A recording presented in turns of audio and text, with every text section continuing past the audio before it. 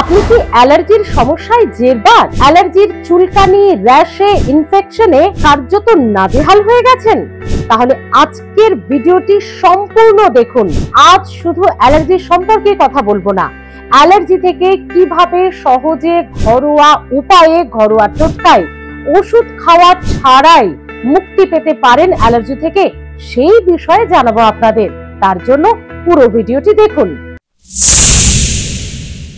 Allergy ভারতীয়দের মধ্যে এটি একটি জ্বলন্ত সমস্যা। সাম্প্রতিক সময়ে প্রত্যেক ৩ ভারতীয়র মধ্যে একজন অ্যালার্জির সমস্যায় ভুগছেন।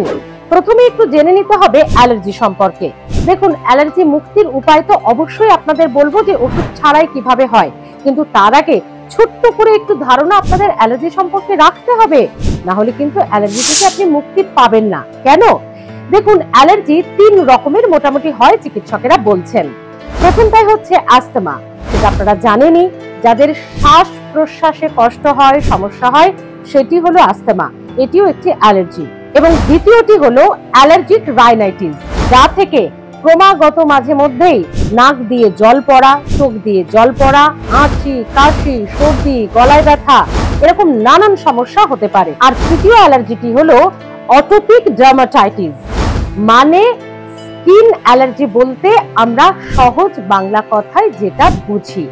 স্কিনে চুলকানি, জ্বালা পোড়া, ফোলা ভাব, লালচে ভাব, ফোস্কা পড়া, ইনফেকশন, যাবতীয় স্কিনের যে অ্যালার্জি তা হলো অটোপিক ডার্মাটাইটিস, মানে স্কিনের অ্যালার্জি। আজ আমরা বন্ধুরা এই ৩ নম্বর পয়েন্টটি নিয়ে কথা বলবো, মানে ৩ নম্বর অ্যালার্জিটি নিয়ে। অটোপিক অ্যালার্জি কি হতে পারে, মানে কোন কোন বিষয় থেকে আপনার ছড়াচ্ছে সেটা আগে জানুন। তার সঙ্গে অবশ্যই বলবো ওষুধ ছাড়া কিভাবে আপনি মুক্তি পাবেন। প্রথম পয়েন্টটাই হলো, আপনি গায়ে মাখা যে সাবান ব্যবহার করছেন, জানেন কি গায়ে মাখা সাবান থেকেও স্কিন অ্যালার্জি হতে পারে? কারণ সেই সাবানে এমন কিছু কেমিক্যাল হয়তো ব্যবহার করা হয়েছে যা আপনার স্কিনে নিচ্ছে না, যা আপনার স্কিনে স্যুট করছে না, এবং যার ফলে অটো ইমিউন থেকে এই স্কিনের অ্যালার্জি তৈরি হয়ে যাচ্ছে। ধরুন, দীর্ঘদিন যে সাবান ব্যবহার করছেন ঠিক আছে, কিন্তু হঠাৎ করে কোনো নতুন সাবান আপনার মনে হলো যে আপনি একটু ট্রাই করবেন, ট্রাই করতে গিয়ে দেখছেন এই অবস্থা। সাবানটি ব্যবহার করা আজই ছেড়ে দিন এবং পুরনো সাবানে ফিরে যান, মানে পুরনো যে ব্র্যান্ডের সাবান ব্যবহার করছিলেন সেটিতে ফিরে যান। এবং যাদের সাবান থেকে অ্যালার্জি হতে পারে বলে মনে করছেন বা বুঝতে পারছেন, তারা নিম জাতীয় সাবান যদি ব্যবহার করেন স্কিনের জন্য খুবই ভালো হয়। সাবানের পাশাপাশি আরো একটি জিনিস যা খুব গুরুত্বপূর্ণ, নাইলনের জালি গা ঘষার বা লুফা যেটাকে আমরা বলি। আগেকার দিনের মা, কাকিমা, ঠাকুমা, দিদিমারা গুগলের যে ছোবা ব্যবহার করত, জানেন কি সেটাই আমাদের স্কিনের জন্য সব থেকে ভালো বলছেন ডার্মাটোলজিস্টরা। এই যে নাইলনের লুফা বা গা ঘষার জালি বা ছোবা আমরা যেটাকে বলি না কেন, সেটাতে এমন কিছু কেমিক্যাল থাকে যা আমাদের স্কিনের জন্য ক্ষতি করতে পারে, তার থেকেও কিন্তু আপনার অ্যালার্জি হতে পারে। দীর্ঘদিন সেটা ব্যবহার করছেন, কিছু হয়নি, কিন্তু হঠাৎ করে হচ্ছে, তার মানেও কিন্তু সেটার থেকেও সমস্যা হতে পারে। ব্যবহার করতে করতে সেটি এমন পরিস্থিতিতে তৈরি হয়েছে যে আপনার স্কিন নিতে পারছে না। আজ থেকেই নাইলনের সেই ছোবা ব্যবহার করা বা লুফা ব্যবহার করা বন্ধ করে দিন। গুগলের যে ছোবা হয় একদম পুরনো দিনে ফিরে যান, সেটা আমাদের স্কিনের জন্য খুবই ভালো। তাহলে আজ থেকে সেটা বন্ধ করে গুগলের ছোবা ব্যবহার করুন গা ঘষার জন্য। কাপড় কাচার গুঁড়ো সাবান থেকেও আপনার অ্যালার্জি হতে পারে। হ্যাঁ বন্ধুরা, ঠিকই শুনছেন, কাপড় কাচার জন্য গুঁড়ো সাবানে জামা কাপড় ভিজিয়ে রাখছেন, সেটা যখন আপনি কাচছেন আপনার গায়ে, হাতে, পায়ে সেই কেমিক্যালটা বা সেই গুঁড়ো সাবানটা লাগছে, সেখানে যে কেমিক্যাল ব্যবহার করা হয়েছে তার থেকে আপনার স্কিনে বা ত্বকে হয়তো রিয়াকশন হচ্ছে, যার ফলে হচ্ছে অ্যালার্জি। আপনি যদি এই সার্ফ বা এই গুঁড়ো সাবানটা ব্যবহার বন্ধ করে অন্য সাবান বা অন্য গুঁড়ো সাবান বা অন্য সার্ফ ব্যবহার করেন, তাহলে যদি না হয় সেই অ্যালার্জি বা চুলকানি, তাহলে বুঝে যাবেন যে আগের কাপড় কাচার গুঁড়ো সাবানেই সমস্যা ছিল। এবং অনেক ডার্মাটোলজিস্ট বলে থাকেন, সেই গুঁড়ো সাবান দিয়ে কাঁচা জামা কাপড়ও যখন আপনি পরছেন, সেই কেমিক্যালের কিছুটা কিন্তু তার মধ্যে সেই সুতির কাপড়ের মধ্যে বা কাপড়ের ভাঁজে বা সুতোর ভাঁজে কিন্তু রয়ে যাচ্ছে, সেটিও আপনার স্কিনে লেগে সেই কেমিক্যাল এফেক্ট থেকে কিন্তু অ্যালার্জি হতে পারে। যদি আপনি পারেন সেই গুঁড়ো সাবান ব্যবহার বন্ধ করে অন্য ব্র্যান্ডে আপনি গিয়ে দেখতে পারেন যে সেটা কমছে কিনা। এটাও কিন্তু একটি গুরুত্বপূর্ণ পয়েন্ট। যারা বাড়িতে বাসন মাজেন, বাসন মাজা সাবান থেকেও হতে পারে স্কিন অ্যালার্জি, র্যাশ, চুলকানি বা লাল ফোলা ভাব বা ইনফেকশন। কারণ গুঁড়ো সাবানের পাশাপাশি বাসন মাজা সাবানেও এমন কিছু কেমিক্যাল ব্যবহার করা হয়ে থাকে যা আপনার স্কিনের জন্য হয়তো ভালো নয়, আপনার স্কিনে স্যুট করছে না। সেখান থেকে আপনি ভাবছেন বাসন মাজছেন তো, কিন্তু না, সেটাও তো আপনার হাতে লাগছে, আপনার ত্বকের সংস্পর্শে আসছে। যদি আপনি পুরনো ব্র্যান্ড দীর্ঘদিন ব্যবহার করছেন, কোনো সমস্যা হচ্ছে না, আপনি ভাবলেন এটা একটু সস্তার, বা ভাবলেন এই বাসন মাজা সাবানটা একটু ভালো, আমি ব্যবহার করে দেখি। এটা করার পরই যখন আপনার হাতে চুলকানি বা র্যাশ বেরোচ্ছে কোনো কারণে, আপনি কিন্তু ধরে নিতে পারেন ওই যে ব্র্যান্ড চেঞ্জ করেছেন, নতুন ব্র্যান্ড কিন্তু আপনার সহ্য হচ্ছে না। তাই বাসন মাজার সাবান থেকেও অ্যালার্জি ছড়াতে পারে। ব্র্যান্ড চেঞ্জ করবেন না, যেটা আগে আপনার স্যুট করে গিয়েছিল সেটাই ব্যবহার করুন। ব্রেসলেট বা হাত ঘড়ি থেকেও অ্যালার্জি হতে পারে। এই যে আমি যে ঘড়িটি পরে আছি, এটি একটি মেটাল দিয়ে তৈরি, এবং এই মেটাল বা ব্রেসলেটে ব্যবহার করা হয় এমন কিছু মেটাল, যে মেটাল দিয়ে তৈরি করা হয়েছে আপনার হাতের ব্রেসলেট বা ঘড়ি, সেই মেটালের রিয়াকশন হচ্ছে আপনার হাতে। ফলে সেই ঘড়ি বা ব্রেসলেটটা কিছুদিন, এক সপ্তাহ মতো আপনি পরা বন্ধ করে দিন।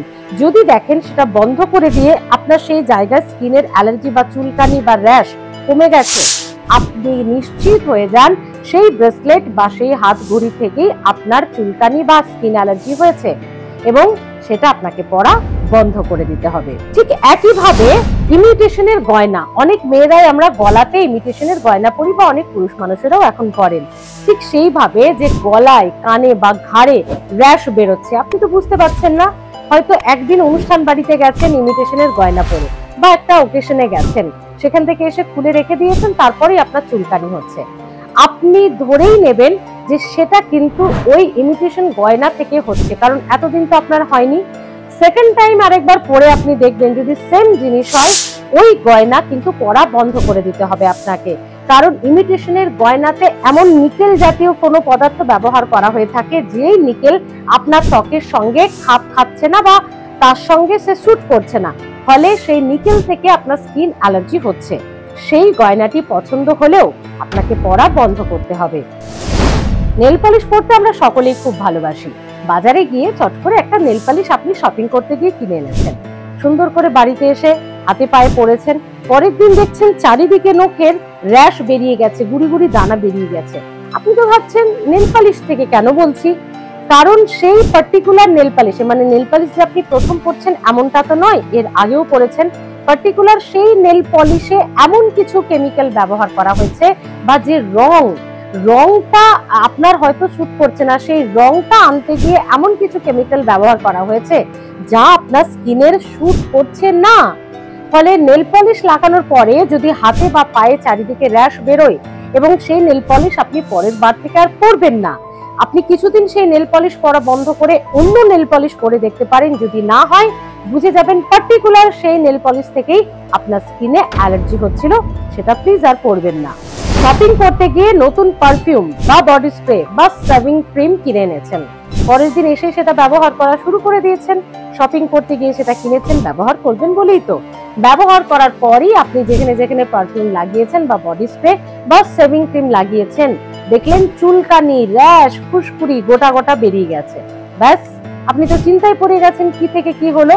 আপনাকে মনে করে রাখতে হবে, এই যে র্যাশ চুলকানিটা বেরোলো, সেটা কি পারফিউম, বডি স্প্রে বা শেভিং কিট যেটা আপনি নতুন কিনে এনেছেন সেটা লাগানোর পরই হয়েছে? যদি সেটা আপনি খেয়াল করে রাখতে পারেন আর এটা ব্যবহার করবেন না, এই ব্র্যান্ডে এমন কিছু কেমিক্যাল ব্যবহার করা হয়েছে যা আপনার মতো বা আপনার স্কিনে স্যুট করছে না, ফলে সেই শেভিং ক্রিম বা সেই পারফিউম, সেই বডি স্প্রেটা ব্যবহার বন্ধ করুন। জানেন কি, মশা, পিঁপড়ে কামড়ানো, এমনকি পোকামাকড় কামড়ানো থেকেই অ্যালার্জি হতে পারে। কারণ সেগুলোর মুখ থেকে এমন কিছু লালা নিঃসরিত হয়, যে লালা আমাদের স্কিনের সংস্পর্শে এলে সেখান থেকে শুধু সে কামড়ে চলে গেল, খানিকক্ষণ আপনি চুলকালেন তা নয়, তার একটা দীর্ঘকালীন এফেক্ট আমাদের স্কিনে সেই লালার মাধ্যমে সে ছেড়ে যায়। ফলে মশা, পোকামাকড় বা লাল পিঁপড়ে বা বিষাক্ত পিঁপড়ে কামড়ানোর পরেও আপনার সেই জায়গাটা জুড়ে কিন্তু বেশ কিছুদিন অ্যালার্জি থাকতে পারে। এক্ষেত্রে একটা ঘরোয়া টোটকা আপনাদেরকে জানিয়ে দিই। বেকিং সোডার সঙ্গে কিছুটা জল, কয়েক ফোঁটা জল নিয়ে একটু ঘন করে সেটা গুলে সেই পোকামাকড় বা সেই মশা বা পিঁপড়ে কামড়ানোর জায়গায় যেখানে লাল ফুলে আপনার গোটা জায়গাটা ফুলে অ্যালার্জির মতো হয়ে গেছে সেখানে লাগিয়ে রাখুন। দিনে 1 থেকে 2 বার লাগান এই মিশ্রণটি, দেখবেন সেই অ্যালার্জি কমে গেছে। বাড়িতে নতুন কোনো গাছ কিনে এনেছেন, ফুল গাছ বা গাছ লাগানো তো খুবই ভালো, আমরা অনেকেই এটা ভালোবাসি। ব্যাস বাজার থেকে কিনে এনে আপনি ইনডোরে হোক বা ব্যালকনিতে বা বাগানে লাগিয়েছেন, পরের দিন থেকেই দেখলেন হাতে পায়ে আপনার চুলকানি হচ্ছে, গুঁড়ো গুঁড়ো র্যাশ বেরিয়ে গেছে। আপনি মনে করুন তো এমন কোনো নতুন গাছ আনেননি তো বাড়িতে যেটা লাগানোর পর থেকেই আপনার হাতে পায়ে বা গায়ে বিভিন্ন জায়গায় যেখানে এই গাছটি বা ফুলের পরাগ, ফুলের রেণু বা ফুলটি আপনার লেগেছে সেই জায়গাতেই অ্যালার্জি হচ্ছে। এটা আপনি একটু খেয়াল করতে হবে আপনাকে। যদি এমনটা হয়ে থাকে, না কখনোই গাছটিকে মেরে ফেলতে বলবো না, আপনার নিকট আত্মীয় বন্ধু বান্ধবকে সেই গাছটি গিফট করে দিন। হ্যাঁ, আপনার স্কিনের সঙ্গে তো তার স্কিন নাও মিলতে পারে, তার হয়তো সেটা শুট করবে, সমস্যা হবে না, এবং তাকে তথ্যটা জানিয়েই উপহারটা দেবেন যে এ কারণেই গাছটি তাকে দিয়ে দিলেন। বা যদি সম্ভব হয় আপনি সেই গাছটির কাছাকাছি যাবেন না, বাড়ির অন্যদের বলুন সেই গাছটির পরিচর্যা করতে। খাবার থেকেও অ্যালার্জি হতে পারে। কোথাও বেড়াতে গেছেন, কোনো আত্মীয়ের বাড়ি গেছেন বা বাড়িতেই নতুন একটা ডিশ ট্রাই করেছেন, বেগুন, চিংড়ি মাছ, ডিম, এ তো আমরা সকলেই জানি। হঠাৎ করে আপনার শরীরে এমন কিছু হয়তো কোনো মাপকাঠি, কোনো ক্রাইটেরিয়ার তারতম্য হয়েছে, সেই কারণে নতুন কোনো খাবার আপনার শরীর হয়তো নিতে পারেনি। সেটা গমের লাল আটাও হতে পারে, সেটা সোয়া প্রোডাক্টও হতে পারে, সেটা দুধ বা দুগ্ধজাত পদার্থও হতে পারে। কিছু খাওয়ার পরই যদি আপনার কোনো গায়ে কোনো অংশে অ্যালার্জি, চুলকানি বা র্যাশ বেরোয়, মনে করে দেখুন আপনি কারোর বাড়ি গিয়ে বা বাড়িতেই নতুন কিছু আইটেম খেয়েছেন কি, সেই খাবার থেকেও কিন্তু অ্যালার্জি হতে পারে। আর যদি এটা আপনি মনে করে নিতে পারেন, সেই খাবার থেকে প্লিজ দূরে থাকুন। ওষুধ থেকেও হতে পারে অ্যালার্জি। ক্যান্সারের রোগীরা, মৃগী রোগ এবং HIV পজিটিভ যারা, তারা সঙ্গে আরো বেশ কিছু জটিল রোগ আছে, কিছু কিছু কম্পোনেন্টের ওষুধ আছে যে ওষুধ আমাদের শরীর নিতে পারে না, এবং সেই রোগের ওষুধ খাওয়া মাত্রই আপনার সারা শরীরে র্যাশ, চুলকানি বা ফোস্কার মতো কিন্তু হতে পারে। ভয় পাবেন না, যেটা প্রথমবার খেলেন সেটা খাওয়া বন্ধ করে যে চিকিৎসকের আন্ডারে আপনি ট্রিটমেন্টে আছেন সেই চিকিৎসককে পুরোপুরি বিষয়টা ভালো করে জানান যে এই ওষুধটি খাওয়ার পরই আপনার শরীরে অ্যালার্জির মতো এই রিয়াকশনটা হয়েছে। সেই চিকিৎসক নিশ্চয়ই আপনাকে পরামর্শ দেবেন এবং ওষুধটি বদলে অন্য ওষুধ নিশ্চয়ই আপনার রোগের ক্ষেত্রে দেবে। ভিটামিন ডি আমাদের শরীরে আনতে পারে সূর্যালোক, কিন্তু কারো কারো স্কিনে আবার তীব্র রোদ অ্যালার্জির কারণ হতে পারে। যেখানে আপনার স্কিন অ্যালার্জি হচ্ছে, আপনি দেখলেন যে রোদে বেরোলেই আপনার গুঁড়ো গুঁড়ো গায়ে র্যাশ বেরোচ্ছে, চুলকানি বেরোচ্ছে বা বিভিন্ন রকম ইনফেকশন দেখা দিচ্ছে, আপনি একটু খেয়াল করে দেখুন যে ইদানিং কালে কি আপনি খুব বেশি রোদে বেরোচ্ছেন, তাহলে সেক্ষেত্রে আপনাকে স্লিভলেস বা ছোট হাতা পরা যাবে না। গা ঢাকা জামা কাপড় পরুন, সুতির জামা কাপড় পরার চেষ্টা করুন, আর অবশ্যই সঙ্গে আপনি সানস্ক্রিন লাগাতে কিন্তু ভুলবেন না। আর যে দুটো কারণ বলবো, সে কারণ দুটো কঠিন হলেও সেখানেও কিন্তু আপনাকে জেনে রাখতে হবে। কি? এক, বাতাসে দূষণ থেকে কারো কারো সেনসিটিভ স্কিন হলে সেখানে অ্যালার্জি হতে পারে। কোনো জায়গায় আপনি বাড়ি ভাড়া নিয়েছেন বা বাড়ি কিনেছেন যার আশপাশে রয়েছে বড় বড় কারখানা, সেখান থেকেও কিন্তু আপনার স্কিন অ্যালার্জি হতে পারে। আরো একটি কঠিন কারণ আছে, বাড়িতে পোষ্য কিনে এনেছেন বা পোষ্য তার একেবারে শাবকের জন্ম দিয়েছে, সেই জায়গাতেও কিন্তু সমস্যা আপনার তৈরি হতে পারে। কিন্তু আপনি তো নিশ্চয়ই পোষ্যটিকে বা তার সন্তানটিকে ফেলে দেবেন না, বা বাড়িও চেঞ্জ করা কলকারখানার পাশ থেকে আপনার হয়তো সম্ভব হবে না। কি করবেন? এক্ষেত্রে আপনাকে কোনো ভালো ডার্মাটোলজিস্টের পরামর্শ নিতে হবে। তো গুলো কারণ এবং কারণ থেকে কিভাবে আমরা সমাধান পেতে পারি এবং বুঝতে পারি, মানে অ্যালার্জি কি থেকে হচ্ছে সেটা বোঝার উপায় আপনাদের জানালাম, এবং সেটার থেকে মুক্তি কিভাবে পাবো ঘরোয়া ভাবে খুব সহজ পদ্ধতিতে আপনাদেরকে জানালাম। এছাড়াও আপনারা যেটা করতে পারেন, অ্যালোভেরা বাড়িতে অবশ্যই আজ থেকে যাদের অ্যালার্জি হওয়ার সমস্যা রয়েছে প্লিজ অ্যালোভেরা গাছ লাগান। মোটা যে অ্যালোভেরা গাছগুলো হয় সেটা কিন্তু আমাদের স্কিনের জন্য খুব ভালো, রূপচর্চার জন্য তো ভালোই, অ্যালার্জির দারুণ ওষুধ। আপনি কি ঘন ঘন অয়েনমেন্ট লাগাবেন? সেটারও তো পার্শ্ব প্রতিক্রিয়া আছে, সেটা লাগাবেন না। যেখানে যেখানে আপনার চুলকানি, র্যাশ, ইনফেকশন, ফোলা ভাব, লালচে ভাব হচ্ছে, অ্যালোভেরা গাছের ওই একটু টুকরো অংশ কেটে সবুজ যে পাতা মোটা অংশটা সেটা ফেলে ভেতরের জেলটা ঘষে সেই জায়গায় লাগান, 3-4 দিন লাগান, দেখবেন সমস্ত অ্যালার্জি চলে যাচ্ছে। আরো একটি কাজ করতে পারেন, ফ্রিজে রাখা বরফের টুকরো সুতির পরিষ্কার কাপড়ে মুড়ে নিন এবং সেই বরফের টুকরোটা আলতো করে অ্যালার্জির জায়গায় যেখানে যেখানে আপনার হয়েছে শরীরে সেই জায়গায় দিনে 2 থেকে 3 বার লাগান। দেখুন অ্যালার্জি, ফোলা ভাব, চুলকানি, র্যাশ সমস্ত কিছু কমে যাবে। দেখুন, তাহলে সবটাই আপনাদের কাছে আলোচনা করে জানালাম। আপনাদের কাছেও যদি কোনো উপায় থাকে, ভালো ঘরোয়া টোটকা থাকে, যেটা অবশ্যই চিকিৎসকদের পরামর্শ নিয়ে করা যায়, সেটা জানাতে ভুলবেন না। ভালো থাকুন। ওষুধ ছাড়াই কিভাবে অ্যালার্জি থেকে মুক্ত হবেন এবং কিভাবে বুঝবেন আপনার কি থেকে অ্যালার্জি, সবটাই জানালাম। ভিডিওটি কেমন লাগলো, এবং এক দর্শক বন্ধু অনুরোধও করেছিলেন অ্যালার্জি নিয়ে কথা বলতে, সেটা নিয়ে বলার চেষ্টা করলাম। আশা করি আপনাদের কাজে লাগবে। ভালো থাকুন, দেখতে থাকুন হেলথ প্লাস, সাবস্ক্রাইব করতে ভুলবেন না।